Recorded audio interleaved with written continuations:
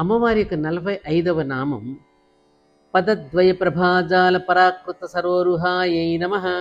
ఇది కూడా 16 అక్షరాల నామమే. పద్మాల కాంతులను మించిన కాంతులు గల పాదములు కలివి. ఈ నామానికి అర్థం పద్మాల కాంతులను మించిన కాంతులు గల పాదములు గలది అని ఈ నామానికి అర్థం. సాధారణంగా మనం పాదాలను దేనితో పోలుస్తాం? పద్మాలతో పోలుస్తాం. కానీ అమ్మవారి పాదాల విషయంలో పోల్చడానికి పద్మాలు అంతగా సరితూగవు. ఎందుకని? పద్మాలు నీళ్ళల్లో ఉన్నప్పుడే కాంతివంతంగా ఉంటాయి. అమ్మవారి పాదాలు ఎక్కడైనా ఎప్పుడైనా కూడా కాంతులు విరజిమ్ముతూనే ఉంటాయి. పద్మాలు చలికి రాత్రికి ముడుచుకుపోతాయి. ఇంకా అలాంటప్పుడు ఆ పద్మాల నుండి ఆ సమయాల్లో కాంతులు ఎలా వస్తాయి ముడుచుకుపోయినప్పుడు? కానీ అమ్మవారు పుట్టినిల్లు హిమవత్ పర్వతం మీద, అంటే మంచుకొండ మీద.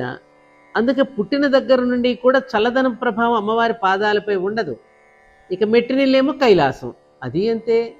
అందుకని ఎంత చల్లగా ఉన్నా కూడా అమ్మవారి పాద పద్మాలు ముడుచుకుపోవు. పగలు రాత్రి కూడా పాదాలు వికాసవంతంగానే ఉంటాయి. పద్మాల వికాసం కొన్ని రోజులు మాత్రమే, అటుపైన ఏమవుతాయి? వాడిపోతాయి. కానీ అమ్మవారి పాదాలు సుస్థిరంగా శాశ్వతంగా ప్రకాశవంతంగానే ఉంటాయి. పద్మాలు సాధారణంగా ఏ రంగులో ఉంటాయి? మన గుడి పక్కన చెరువులు మీరు చూస్తుంటారు కదా, పద్మాలు సాధారణంగా తెలుపు రంగులోను ఎరుపు రంగులోనూ ఉంటాయి. ఈ రెండు రంగులకు చిహ్నాలుగా అమ్మవారి రెండు పాదాలు ఉంటాయి. ఈ పాదాలు ఇటు పగటిపూట సూర్యుడికి, అటు రాత్రిపూట చంద్రుడికి కూడా ఆప్తులే. అంటే ఏమిటి? బంధువులే, అంటే కావలసినవే. వశిష్ఠుల వారు అన్నట్లు బ్రహ్మ విష్ణు మహేశ్వరుల చేత వేదాల చేత పూజింపబడే పాదాలు కలిగినది అని అర్థం. ఇలాగే లలితా సహస్రనామాలు ఇంకో నామంలో వస్తుంది అమ్మవారి యొక్క ఈ పాదాలను గురించి. ఏమిటంటే ఆ నామం శృతి సీమంత సింధూరీకృత పాజాబ్ద ధూళికాయై నమః. ఆ నామం కూడా ఇదే విషయాన్ని వెల్లడిస్తూ ఉంటుంది. అర్థమైందా?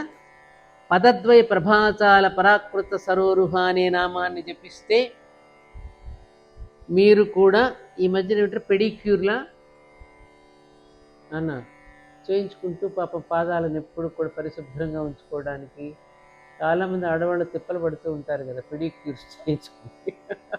అమ్మా, ఈ నామాన్ని కనుక జపించినట్టయితే ఈ పెడిక్యూర్తో పని లేకుండా మన పాదాలు కూడా కాంతివంతంగా ఉండి, ఏమ్మా, పెడిక్యూర్తో కాదు అసలు ప్యూరిటీని కూడా పొందగలవు. ఇంత అద్భుతమైన రహస్యనామ స్తోత్రాలలో ఉన్న అనేక రహస్యాలను మీరు తెలుసుకోవాలి అంటే ఈ ఛానల్ని మీరు సబ్స్క్రైబ్ చేసుకుంటే మీకు అనేక విషయాలు తెలుసుకోగలుగుతారు. చేసుకుంటారు కదూ?